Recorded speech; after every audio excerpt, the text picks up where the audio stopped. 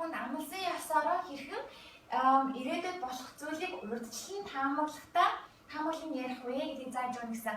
За тэгвэл би та бүхэн хэлсэн чинь be going to болон will хоёрыг ашиглах болно гэж. За тэгвэл хичээлд орцгоё. За өмнөх хичээлээр бид ингэж хэлсэн. Be going to өнгөрсөн гаргасан ирээдүйн төлөвлөгөөнийхөө тухай ярихад хэрэглэнэ гэсэн. Би ирээдүйд тэгнэ. Ингэн гэдэг өөрийнхөө төлөвлөгөөний тухай ярихад ирээдүйдийг төлөвлөгөө. Will гэдэг онж хоёр айлтай энийг бол ярьж буй үедээ ирээдүйд хөгжүүлийнхаа тухай шийдвэр гаргана. Би тэгчээ, ингэчээ гэхгүй тийм үү?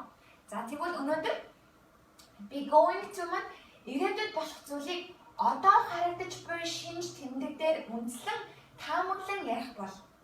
За тэгвэл одоо ингээ харахад ингээ болох тийм шинж тэмдгүүд харагдаад байх юм бол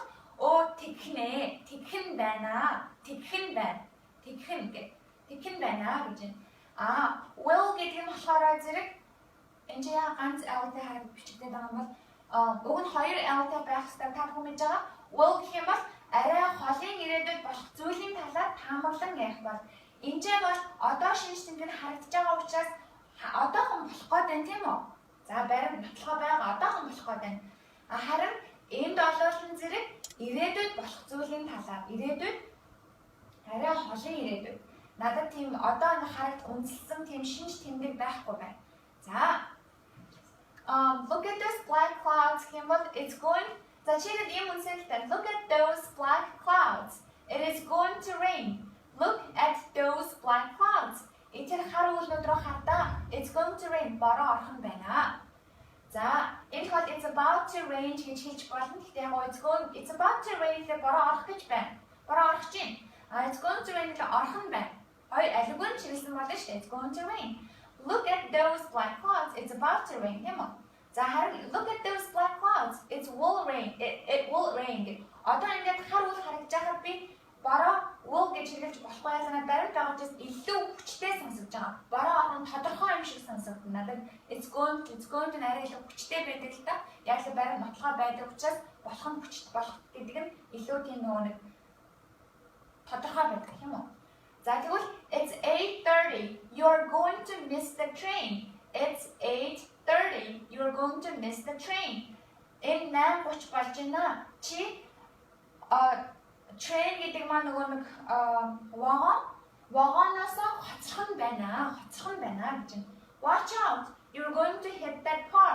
It's 8:30 гэж цагаа харж байгаа болохоор зэрэг ингээд над баримт дээр цаг нь ингээд 5 минут дотор хоцроход ингээд баримт байгаа учраас хэлж байна. Watch out. You're going to hit that car. Watch out. You're going to hit that car гэх. Болгоомжтой байна. Чи тэр машиныг мөрөх нь байна гэж тэгж хэлж байна. За яг л машин мөрөхгүй байгаа ингээд нотлохоо харагдаж байгаа учраас тийм үү? За тэгвэл энэ хоёрын will болон be going to хоёрын I think гэдэг үг биний бодлоор гэдэг би өөрийнхөө бодлыг үзэл бодлыг тэгж байна гэж хэлж байгаа бол ялгаагүй аль нь ч хамаагүй эргэж болно гэсэн. За жишээлбэл I think he will pass his exam. I think he will pass his exam. Биний бодлоор би тэр залууг шалгалтаа давах болов гэж бодож байна. I think he's going to pass his exam. Би бас тэр давах болов гэж бодож байна. I think it will rain tomorrow. I think it will rain tomorrow. I think it's going to rain tomorrow. Ялгаагүй урдаа I think орсон. Гэт миний бодож байгаа бол миний бодол юм чинь баримт байхгүй тийм үү? Энд бол баримт байгаа. Шинж тэмдэг байгаа учраас энд миний бодлоос баримт байхгүй учраас аль нь хэрэглэж болно гэсэн. За тэгвэл бид will probably гэж хэлж болдог. Will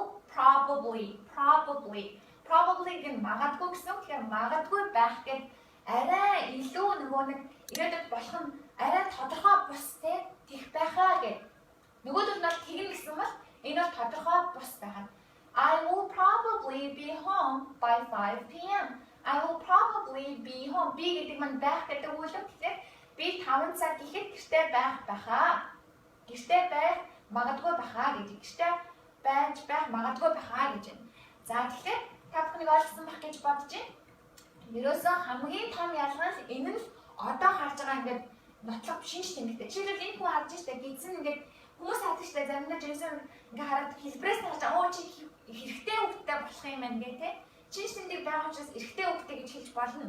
Яагаад тэгэхээр та ингээд нотлохоо ингээд нүдэрээ харж байгаа учраас энэ ч ос тасрах чинь тийм үү? Ос тасрах байгаа шинж тэмдэг ирээдүйд болох тодорхой шинж тэмдэг тань харагдж байгаа учраас би going to гэж болно. Харин шинж тэмдэг нь байхгүй үед бол та энэ хоёрын алийг нь хэрэглэж болно гэсэн үг байна.